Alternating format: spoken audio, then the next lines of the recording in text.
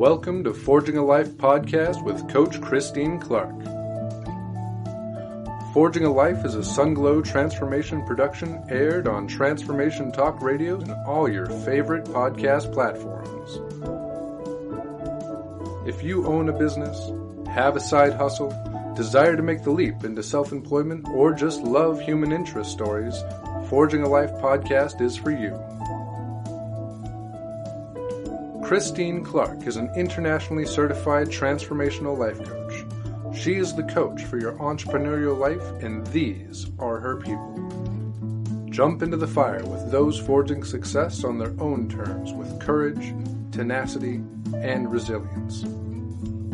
These are men and women you could easily meet on the street in your own community. Gain wisdom, insight, knowledge, and inspiration each episode as these business owners get transparent with Coach Christine Clark, sharing their passions, challenges, and origin stories. This is Forging a Life.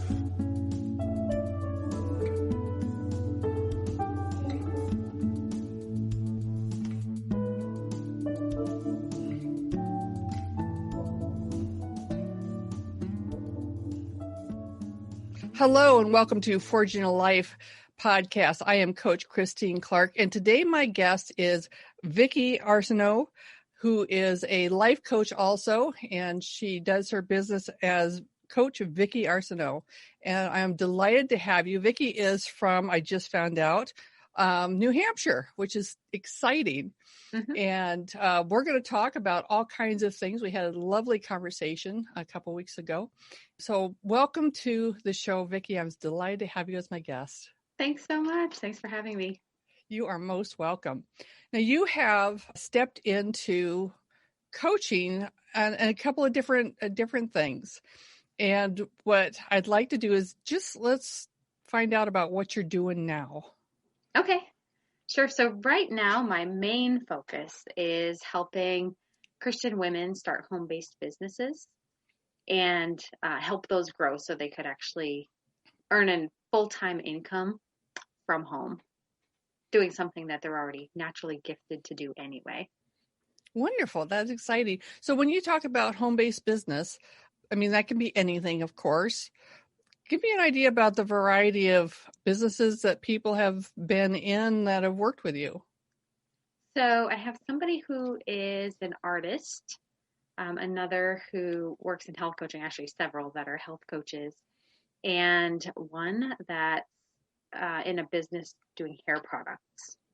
Okay. And yeah, but there are people also, I have one that's about to start like a dog treat bakery from her house and maybe doing some pet sitting and things like that. And another that does jewelry. So it's kind of a huge variety. Wonderful. Wonderful.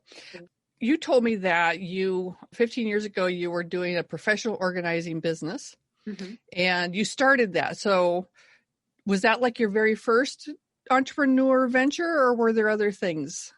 No, that was pretty much the first one. And it just was born out of a love of organizing. I started, especially after I had my daughter, because by that point she was about 2.5. And when you're pregnant, you start getting into the nesting syndrome. Mm-hmm. And suddenly I started just loving organizing. And so I liked things to be in a place where I knew even if the house was a mess, I could put them back pretty quickly. And I just loved doing it. And there were so many people that needed help with that. So I kind of came up with my own system, and I would go into people's homes and just go through that system with them and quickly go through all of their things and get them organized and labeled and just making life more efficient. Yeah. It's just like, it just made it easier. I knew where to find everything. So that's interesting, because as a mom, already having one full job, which is called being a mom. Mm-hmm. And then we as women also have the other full-time job of being spouse and housekeeper, all that. Mm-hmm. You decide to add in entrepreneurship and go into other people's homes and also do business. Mm-hmm. How did that go? Well, it went well. The very first job that I took, I don't even know how this person found me, but I had created a website and she ended up finding me, and she was in Vermont, which where she lives is about an hour and 15 minutes from where I live. Okay. And I walked into her place and I saw the room, and literally you could not step into the door. You had to step over stuff to even get in the room. And in my head, I'm thinking, oh my goodness, I hope that I can do this, because this is my very, very first paying job ever.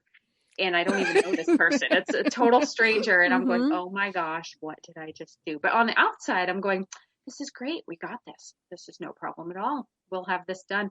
So I had quoted her a price. I had guesstimated that it would maybe take about 10-ish hours to get it done from start to finish. And it did. That's what it took.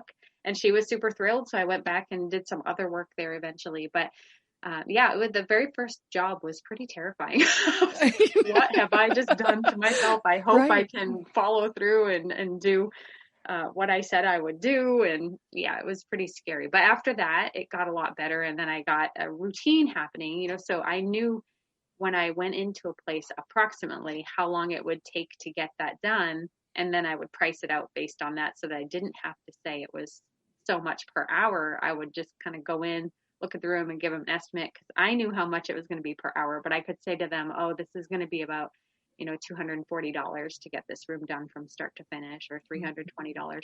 And that seemed more reasonable. If I gave somebody a price per hour, they might think it's going to take them 100 hours to go through that room. So I decided to do it that way, which made it much easier. And if I went over a little bit on hours and didn't make what I thought I would make, it really wasn't that big a deal. So, So one of the things that worked really well for you from the get-go was not giving them what your price per hour is, but just quoting the job. It was clean. And like you said, if I have, if I was knee deep in clutter and needed somebody help, the reason I'm calling for help is because I've never gotten this done. Right. Exactly. So, exactly. Very cool. Very cool.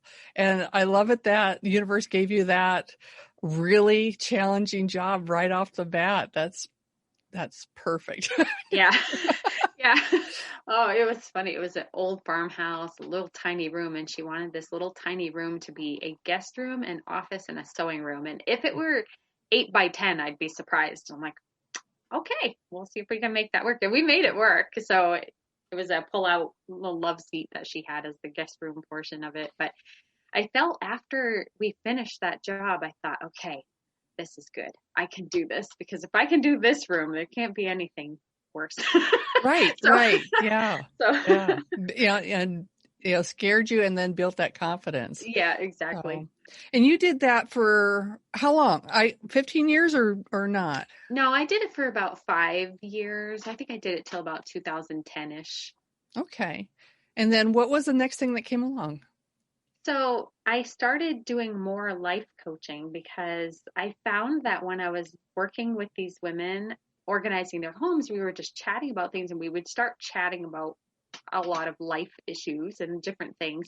Right. So I started to really like that side of it more than the organizing side of it. It was more spending time with them. So I started branching into life coaching to try to empower women. And at the time, I was in a marriage that was, I'll say, a lot more challenging.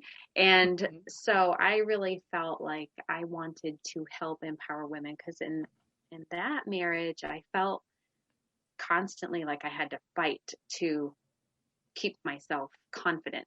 If I don't want to say like bad things about him, but I will say that it was really challenging for me to keep up my own self-esteem. And really what was saving me was just getting into the Bible and finding out who God says I am, so that became my identity, and nobody could change what I believe about my identity and how God thinks about me. So actually during that time, I started getting stronger, and I wanted to help other women feel empowered. Like, you don't have to listen to what everybody else is telling you about you. You just have to know who you are and who you're created to be. And together we'll figure that out. And so I've been kind of doing that in some form all of these years. So then that's been fun, just empowering women and helping them kind of see outside themselves and to put their own labels on themselves, not listen to what everybody else is saying. Absolutely. And I love that piece of your story, that you were in there helping people organize and then seeing that I'm going to do a read on this, that, part of the disorganization was some self-esteem, some other issues in life that were kind of like, this was just part of the visible side of what was going on internally. Yes. And for you to want to have greater impact, work with them, partly because of your own journey. And that's real similar to the way I ended up getting into life coaching. I was a beauty consultant with Mary Kay.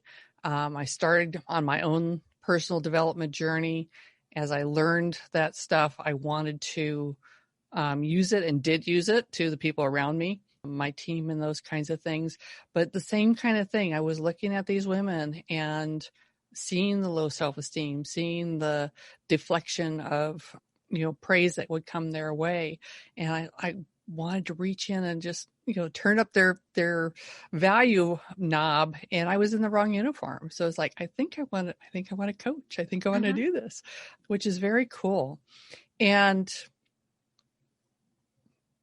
what I'm hearing in your story, and I want you to share more on this if you would, that you were not probably getting the support for your entrepreneur business, being a woman stepping outside the home with that marriage.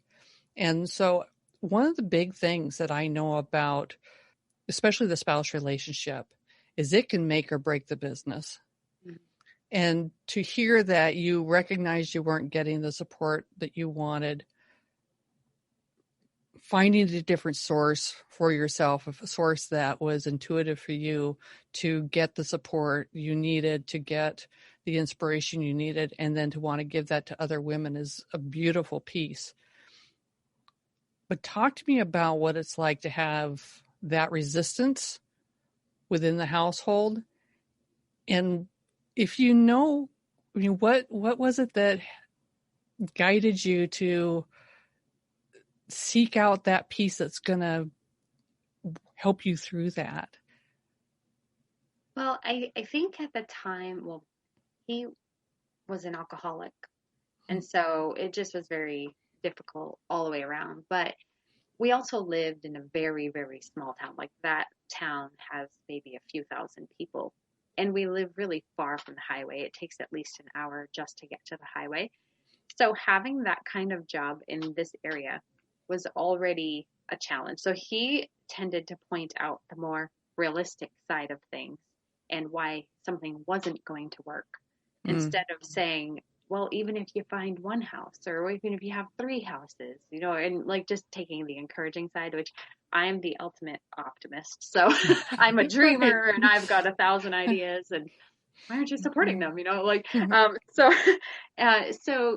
I think, taking that in, and then also in our town at that time, we used to have a paper mill, which closed. So there were 800 people without jobs. Oh, man. And so here I am trying now. I think that might have been 2008. So it was just very difficult. And what I found was I ended up working with a lot of doctors and nurses and people who had higher paying jobs and really just didn't have enough time to keep their house organized, or they could clean it, or maybe they hired somebody to clean it. So I started working more with people, like that. But I also always kept a part-time job so that I did have some steady income that was coming in. So organizing was sort of my weekend gig, or when I wasn't working my other job. Having that resistance, and I won't lie, I mean, there's still some times that in the back of my head, I hear some of those things that I used to hear. I still, all these years later, and I'm remarried, and, it was, and he's so supportive. Like, he always supports everything I'm doing and just believes that I can do anything I put my mind to. And he's still the source of logic, but in a different way. He'll say, what are you going to do with that? So that's really helpful. Yeah. Having someone who's a sounding board for what's possible rather than a discouraging voice. Yeah, absolutely. Yeah. Yeah. In fact, when we started seeing each other, I said, listen, I'm going to have probably 1,000 ideas a day that I'm going to throw at you. You literally do not need to pay any attention to them until I stick to one. And then we can actually talk about it. But otherwise, just nod and smile, and I'm good. Just don't shut me down, right? Exactly. Right. Just say, okay. Yep, that's a possibility, Vic. So Cool. Yeah. Yeah. So thank you for sharing that. Yeah, sure. And then naturally coaching the women that you were organizing for, going into the homes for, and you turned to life coaching. Then you turned to health coaching. Yes, So I'm tell me about constantly that evolving. transition. Yes, as I evolve constantly. Yeah, so I had been life coaching for a while, and a friend that I had, it's sort of an acquaintance that I met through different church circles.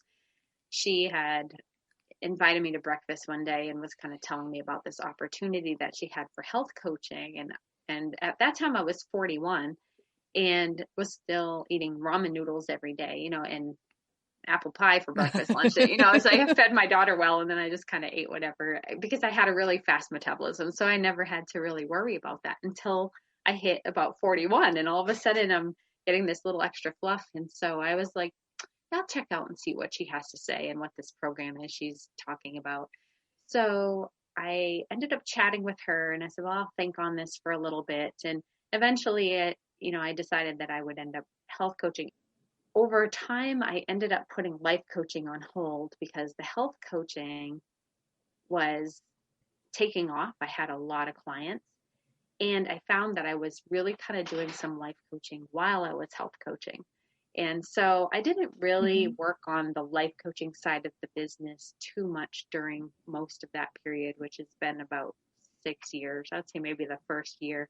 And then last year, 2019, I started thinking about it a little bit more and thinking maybe I want to create something different, but I was just trying to figure out how. And I really started to think about women in midlife and how difficult that whole change can be in a woman's life, and the weight gain that you just struggle with and energy levels and all of those things.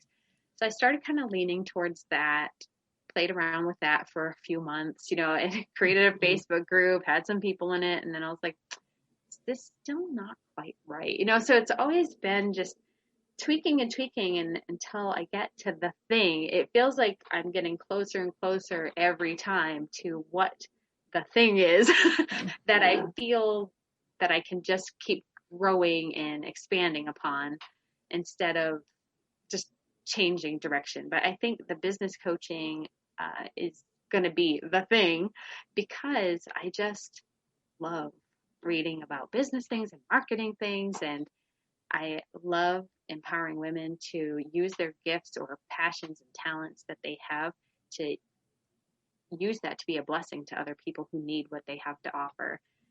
So that's kind of where I've kind of ended up, why I love that so much. And I think it's just another way for them to be confident in their own identity. I think being an entrepreneur of any sort really causes you to grow more personally than ever.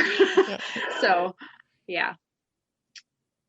Yeah, that entrepreneurship is the biggest self-improvement course you can ever take. Yes, yeah, that's for sure. Yeah, gonna step outside that comfort zone, and all of it gets very challenging, as you know. So, yeah, it's a different when you go to work for somebody else and can get a paycheck, get a salary. But when you're the all alone and you're the talent or you're the thing or it's your product, then that's when it gets tough to stand up straight, look people in the eye, say, this is what I'm worth, and get paid for it. Exactly. Right.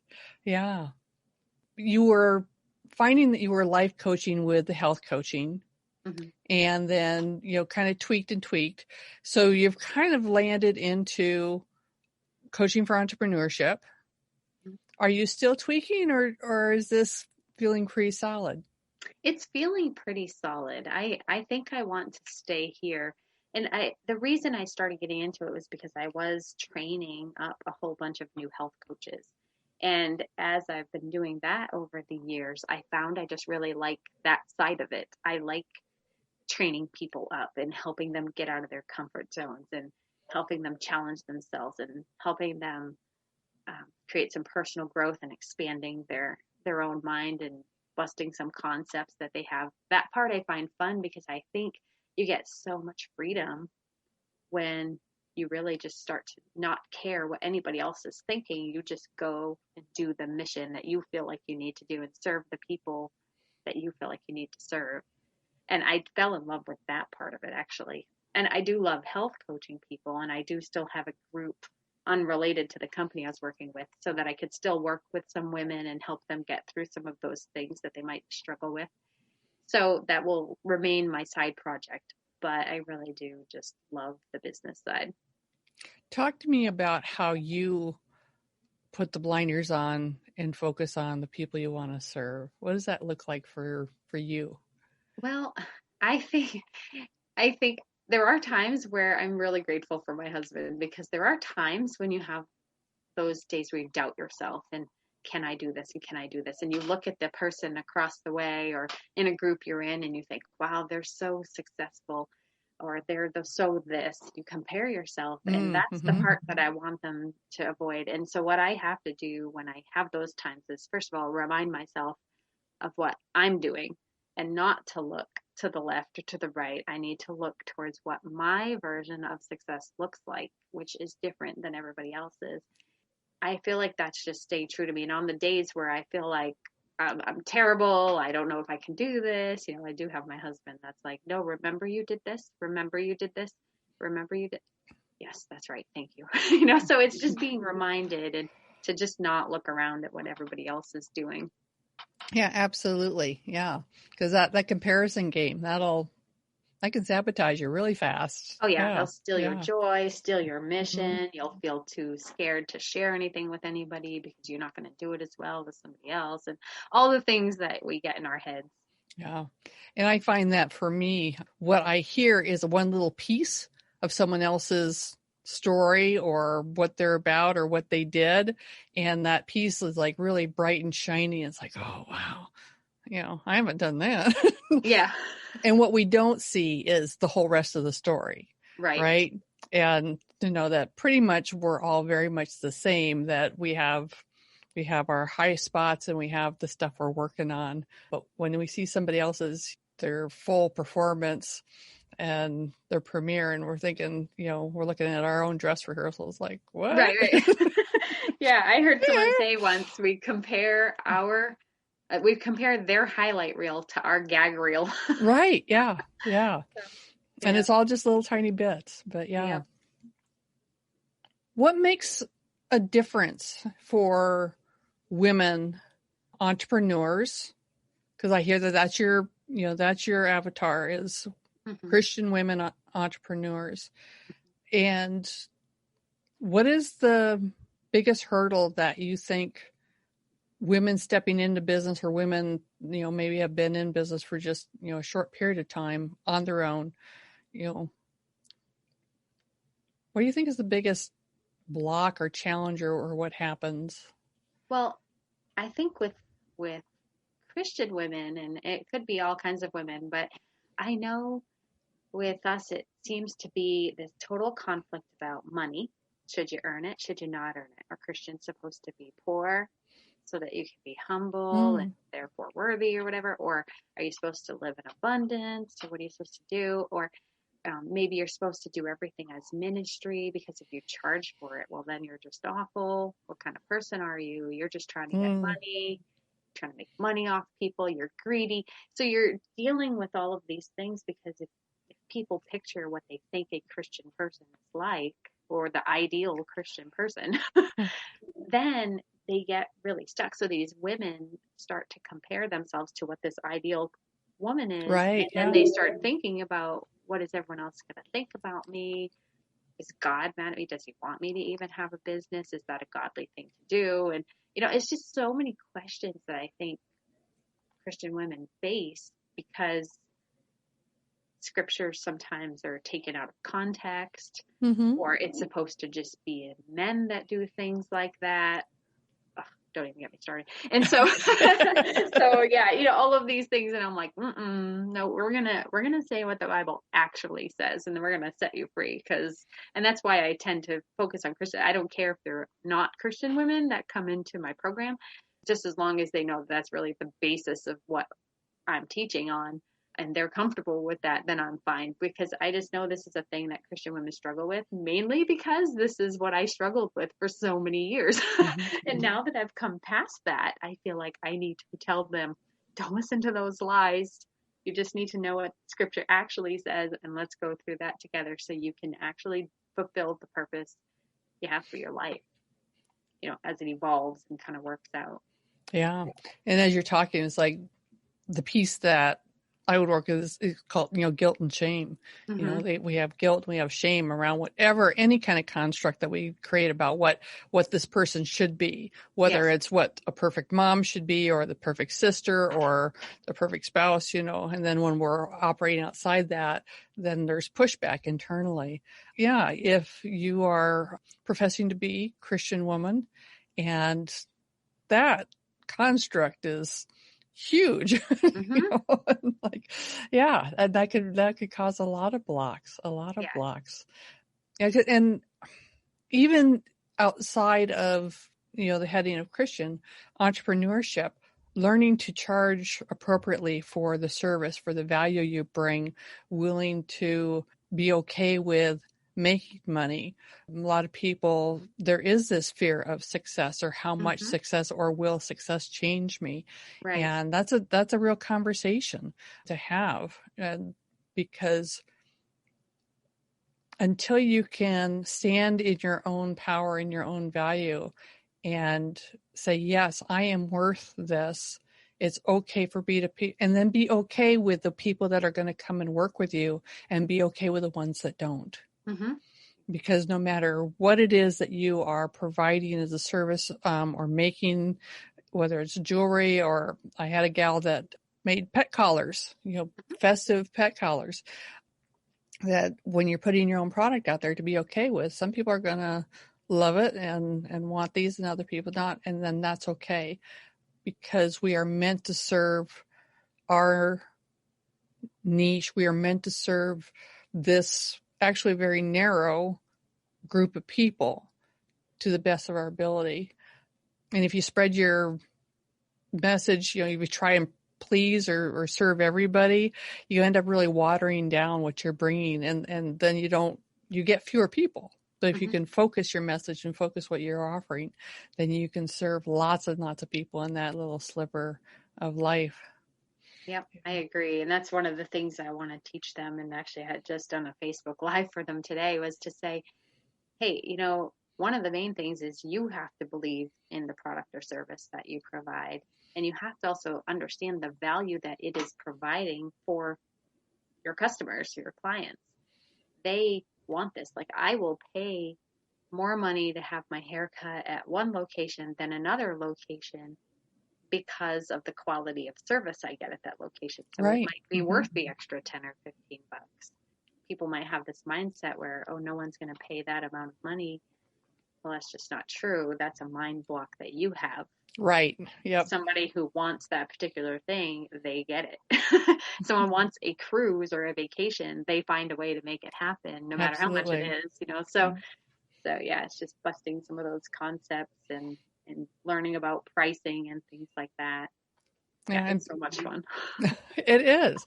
Yeah, and being willing to ask for what you want, to be in it, and to stand in your value and know that what you offer, what you're doing, like you said, if they're secure in it, if they believe in what they're doing and what they're offering, then that's all you really need. Mm-hmm. Because then after that, it's a numbers game. I mean, there is that business piece. You have to reach out to so many people to find your people. Mm-hmm. And what I find fascinating is that doesn't matter whether you're offering coaching services or anything else or jewelry pieces, it's the same thing. Mm-hmm. That's It one of totally the universals is, you're going to find people that are going to say, or don't want that, or do people really use that? Or you're going to have somebody that's going to say, you want how much for that? right. And Exactly. those aren't your people. Exactly. Let them go. Exactly. They're not your people. Yeah. And I found too that when I did things, I used to help people with their finances and budgeting and things like that. And I always found that when I didn't charge for it, especially when I'm working with somebody with their finances and I see that their finances, they're living way beyond their means, I felt terrible charging them, because now I'm one more expense and I'm adding to the problem. But what I found was when you don't charge them for it, they don't stick to whatever budget you put together. And I was like, I'll not do that again. Yeah. So yeah, so I learned from that and moved on. And But I used to do things like that all the time because I was trying to be nice or want to be Right. Yeah. helpful. We want to be liked. We want everyone to love us. Yes, So I'm and willing wanted, to give you this for nothing. And then it's like, how am I going to pay my bills? and then they don't even stick with it. And it Right. was If they just, don't it was have one of skin those in the things. game. Yeah. They Right. have to have skin in the game to Mhm. value what you're giving. And Yeah. I think that's one of the big ones, to know that it's not a monetary exchange. I mean, it is, but it's really more reinforcing the value and the significance of whatever it is. You know, because if they didn't pay you for it, they didn't stick to the budget. Right. Yeah, so you value it. They have to pay for it, but then it also gives them that little oomph to, this is really expert advice I'm giving. This is really something that can help me. There's more buy-in. If there's buy-in, does that make sense? Hmm. Yeah. Definitely. Yeah, Mm-hmm. definitely. Because I've paid for programs, and sometimes when it hurts me a little bit to pay for the programs, I am right on it. I do every single thing I'm asked to do. Where if I'm in a free group or free something, I might pick some things here and there, but I probably won't make tons of progress. But when I've paid for something and it was a little more than was even my comfort zone, then I tend to be right on it. I am on every single Got to training. get your I am value on out of every that. call. Exactly. And so, yeah. And I think a lot of people are that way, and I don't think we realize that we do that, but I think that when I do something for free, and sometimes I still will, and people do appreciate it. Like, people appreciate all the Mm-hmm. things you do, but it doesn't necessarily transform them. Where when I've paid for things, it actually will transform me because, like you said, it's skin in the game. I paid for that. I want every penny worth of what I paid for. And the programs that I've taken that were free or super low cost, I got some value, but maybe not as much as I didn't put in as much effort as maybe another program I paid for. Right. Yeah. And that's you wanting the value. And I also think there's a psychological piece Mm-hmm. that it is more valuable, that whatever they're providing as far as content is more significant because they're charging a higher dollar amount for it. Mm-hmm. Yeah.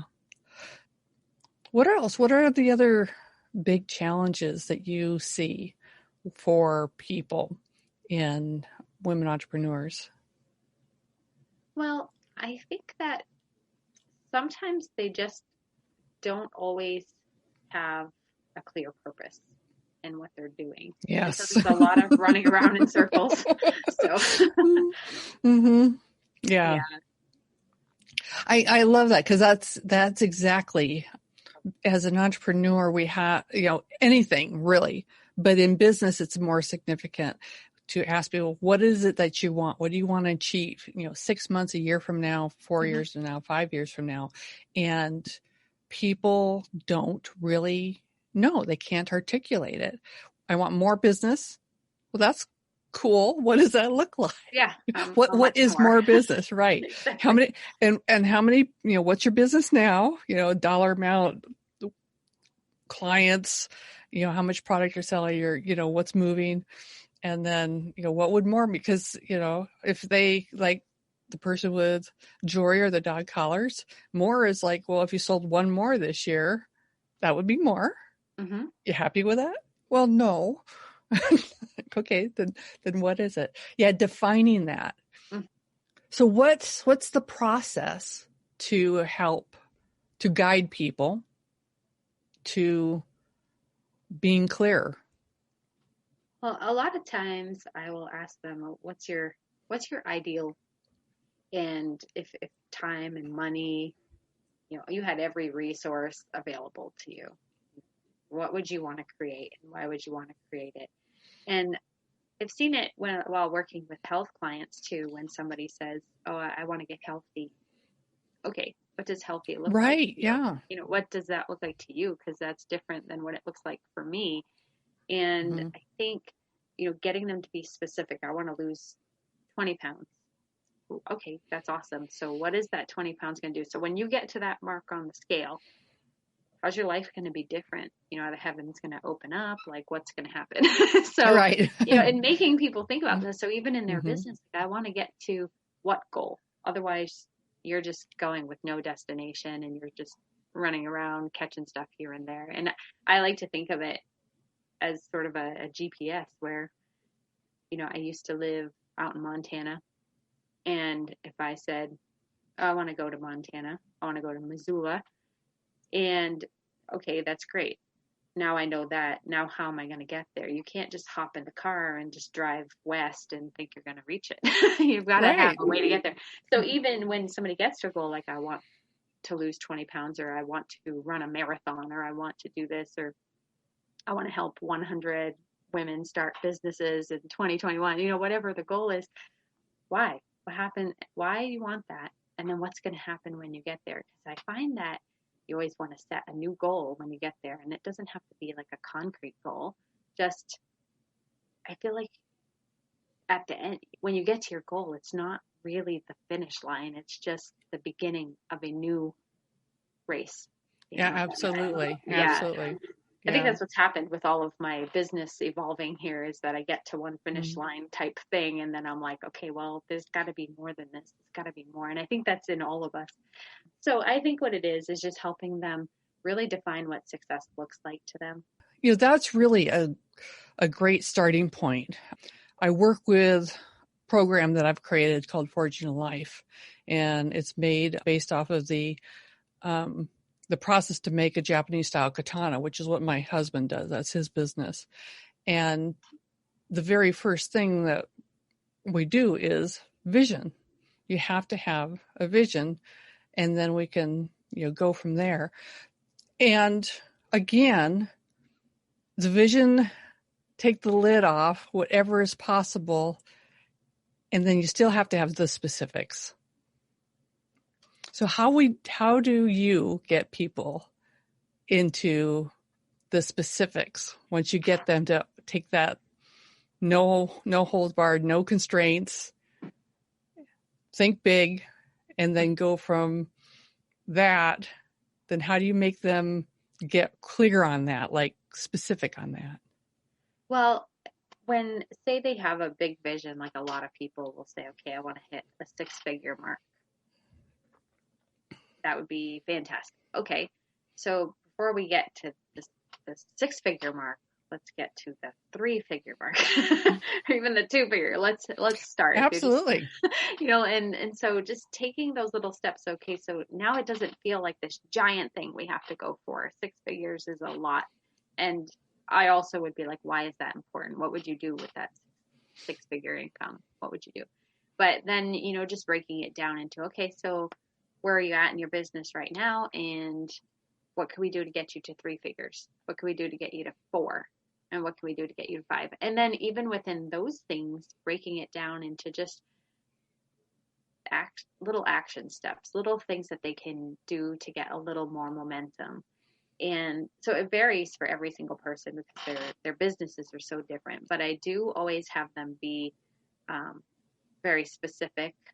I do have them have a time frame that they want to get this done in, and I do have them take intentional steps, and I have them stay really results focused so that it's a small result. So if it's I want to earn 3 figures, 4 figures this month, whichever one they want, because they're usually just starting out, but I want to get to 4 figures in a month. Okay, so how much would you need per week? How many sales would you need in order to make that happen? How could you maybe, we'll work on some ways of maybe different side ways that you could bring in that income that still have to do with your business. What are some things we could do? So we just get creative and just realizing there's really no wrong answer. And there's also not really a way you can mess it up. If you don't hit that goal for that particular month, well, you can give yourself a little bit of grace because you took a lot of action steps, at least to make something happen. Yeah. And during that process, you grow and you learn and you experiment. Mm-hmm. So I love that part. As far as whatever they want, whatever they choose is good. And I really appreciate the linking it to the action steps. Too often people will say, I want this outcome. And if they get the outcome, yay. If they don't get the outcome, I failed.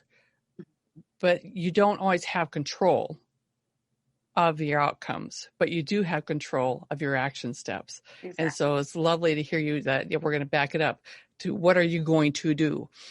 How many do you have to do? How many outreaches do you have to do? How many people do you have to talk to? How many? Right. Yeah. And then what are the other ways or the other avenues of income that you can to bring in? So yeah. And then, whether you hit it or not, celebrate what you did. Mm-hmm. And was this more than you did the month before?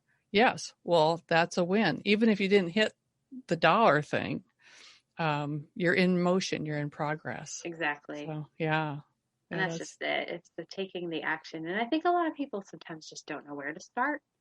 I don't know how to take action. What should I do? And, so we just kind of work on some of those things and even making it something realistic, like, just shoot a hello message to 10 people this week just to say hi and how are you doing. It doesn't even have to be business related. Make it about your relationship with people. And then, as that grows and things start building up, you start seeing things change in your business as you start even just being genuine with people, just reaching out because you care, not because you're trying to make a sale, but because you actually care. And so I think that's one of the big things I think people know when they're being sold to. Like, I'll tell you, I have gotten so many Facebook messages from people who are selling this particular product, which does not even apply to my life at this point. Right. So they haven't even figured out, they just happen to know who I am. So they'll send me this message. It's the same exact message from like 5 different people. And one of them was a screenshot of the forwarded message. And that's what got sent to me. And I was like, really? You think that does not make a sale. Like, first of all, you didn't even say to me, hey, Vicky, maybe your grandson could use this. Or, I was thinking about you today. The person who says to me, hey, you know what? I was thinking about you today. And I know you have a grandson that's 2.5. And I thought maybe this would be a really good product for him. And, if you want to talk more about it, let me know. Versus sending me these forwarded message that are copy and paste. Right. Like, every single person sent me the same thing. And I was like, no, I need to do a Facebook Live. It's actually one of the things that helped birth this part of my business because I was like, no, you cannot do this and try to make sales. I have got to stop this. Yeah. And this is one of the things that I have noticed within, well, at least in the coaching business, and I think it carries over to a lot of other industries, is there was this move away from grassroots to internet and social media marketing. Mm-hmm. And now the social media marketing, the internet marketing has gotten so noisy and so exactly what you're saying, people selling something without connection, without relationship, that really the pendulum has swung back. And if you want to have and grow your business, people have to experience you first. People have to want something, a relationship with you, and you have to go back to the one-on-ones. You have to go back to actually not just emailing people and texting people, but freaking call them. Right. Leave a voice message which has your intonation and your, the emotion with it, and being willing to hook up with people and being willing to approach people in person or one-on-one. And yes, it's scary because they might say no, and then it's, in your face, but that is so much more powerful from building that connection and relationship. And when you see that, for me, it's LinkedIn, because I'm a coach on LinkedIn, and I get all these messages of people that do things, sell to coaches, right? But that they're just telling me what, that they're selling to coaches. And it's like, I don't know you from Adam. I know. So I'm not doing anything there. And to be able to be willing to do the work, it's more time consuming to do a personal message than it is to take a picture of a message. Take a screenshot of a messages. Oh my gosh. And yet it'll get you further. And it will hone your skills faster. Yeah. Yeah. And it keeps you real. And what people want nowadays is real people just being your authentic self, imperfect, Absolutely. whatever it is. And I found that more and more over the past year and a half or so, that I was like, I'm not going to reach out to somebody unless they were actually somebody that was on my heart. I'm not just going to mass produce texts that are like, hey, how's it going? Thinking about you today. Like, if you get one from me, it's because I was thinking about you. Because I actually thought of you today. Yes, and not because I Novel. was going through my list of people Right. saying, oh, I've got to send a message to try to, like, create relationships. Well, that's still creating fake relationships, and I just don't like that. So, but when I get those messages, I get them on LinkedIn also. I don't do too much on there, but I'll get some every once in a while, and they'll be like, hey, Vicky, I'm not really sure what your business is, but I just wanted to tell you what we have. We have a mastermind, blah, blah, blah. And I'm like, you didn't even take the time to look at my profile. What are you doing? This is terrible. Don't do that. So, yeah. Right. Yeah. I could coach you, and this is my fee structure. Exactly. Exactly. Let me tell you what not to do. Like, I actually created something that was like 6 ways you're repelling customers and how to fix them. And I will just tell you that's one of them. Right. Don't do that. Yeah. Blind solicitation, that's interesting because they use a little bit of the language like it's trying to be personal. But it fails because they start out with, I don't know, but maybe you'd like this. I know. I was like, well, at least you were honest that you don't know and you didn't take right. the time to look, I guess. Yeah. Thanks. Takes 2 seconds to click on the profile, but okay. Yeah. So what else is important, do you think, for people in general in business? Well, I honestly, I think the most important thing is to just be true to yourself and, true to what you feel you're supposed to do. And that kind of goes along with what we were talking about before, about just staying focused on you and not looking around, looking at your own goal. Because I just, I don't want people to feel like they have to sell out. And I want people to know that they are the creator of their business. So there are no rules except the ones that they impose on themselves. Right. So, for me, I discovered over the past few years, so for 6 years, I've been health coaching, and I had to make several calls every week. And they're only probably 15 minutes, most of them. Some of them were a little longer. But that was a lot of calling and just a lot of time. And what I discovered was I really enjoy time freedom. And so it wasn't even about the money I was earning anymore, but the money I was earning was providing my time freedom, which I found is more important to me. So when somebody wants to stop by, they need prayer, or someone wants to go, well, when we used to be able to have coffee dates, and like I would do that all the time because I get to spend time with people and just chatting and listening, drinking coffee. I just discovered that that's what I really like. And so I wanted to kind of change the way I did business so that people are still getting a lot of value, and I still love working with people. I'm a total people person, but I just didn't want it sucking up all of my hours of the day. So instead of doing one-on-one, group coaching is a better format for me. Some people really thrive on the one-on-one and love doing calls and being on their phone, and I would just assume sit my phone down somewhere and find it later. So, and not have to be a slave to it. So I prefer now the group coaching method, but I wouldn't have known that had I not spent all of the time doing one-on-one coaching. So that's why I think your business is always evolving a little bit, because something works for a while. And then pretty soon it's just time for a shift, or something changes in you. We all grow and we all change, and then you're ready for the next avenue of your business. And then it's okay to shift. It's not a big deal. It's your business. You can do what you want. So yeah, that's a really great point, that as you go along, you're going to learn things. You're going to learn things about the business. You're going to learn things about yourself. And it's okay to change your business structure or your mode of operation to be in more alignment with who you are. Yeah, like you said, the only constructs really are the ones that you create in your own head. And to be able to be aware of what's going on and how you feel about any part of the business you're doing, Mm-hmm. and then be okay to change that to make it work for you. Yeah. That's good. What comes to mind is when I used to be in direct sales and would do the outreach calls to book the appointments.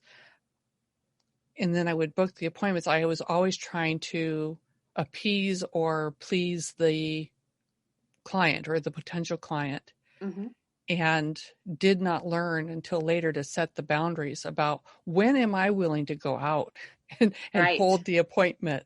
And I didn't have to give away all my nights, and I didn't have to give away my weekends. But if I held them, and even if it was in my schedule that this was me time, this was family time, it was okay to someone say, well, how about this time? It's like, oh no, I'm already booked there, but I can do this for you.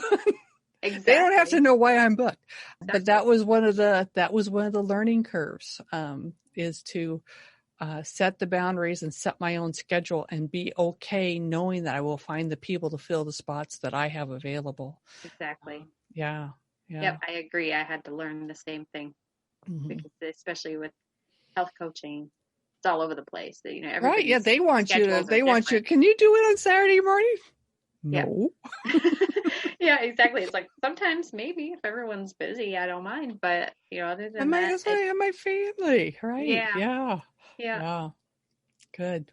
So what's your vision for your business? Pick whatever time frame you want, 6 months, years, 5 years from now. What do you want to see for yourself? What do you want to be doing? Well, so I have 2 memberships, and I'm hoping to have 100 women in each of those memberships throughout 2021. And I want to do that because I think it's going to be a really great place for them to be able to grow and develop in their business skills, and the other one in their health side. And I think that's going to be a lot of fun. And it eventually, I just started a podcast. And so that is just a way for me. I just have info that I want to get out there for people, just inspiration, encouraging things. So, and also just to build maybe a base audience, from where I live, it's just such a small area. Mm-hmm. And so, and I thought it would be a great way to be able to reach more people. And I think in these 2 memberships, I really just want to go that because I just want to see the breakthrough happen in these women's lives. And I want to help 100 women get their businesses going and start earning a full-time income from home so that they can center their life around what matters most to them and not have to be a slave to somebody else's schedule. So that's my big goal. Beautiful. I love it. I love the specificity, the 100 women, and in the membership group and for them to all reach entrepreneurship to a level where they can do that full time, let go of the other job, the job. Yes, if they want to. If they want to, if they choose to. Yeah, beautiful. This has been great, Vicky. Love talking with you. This has been a rich conversation. So thank you very much. Yeah, thanks so much. Anything else before we sign off? Nope, I don't think so. I think this has been a great conversation, and it's been fun really talking to you and sharing stories and just learning more about each other. So I appreciate the time.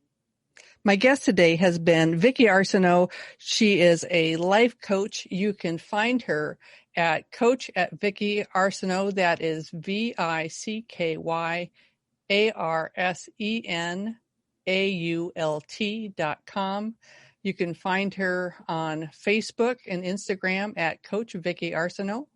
And she has a podcast, Faithing Your Fears. So look for that on Apple Podcasts, Stitcher, Google. This has been Forging a Life with Coach Christine Clark. Until next time.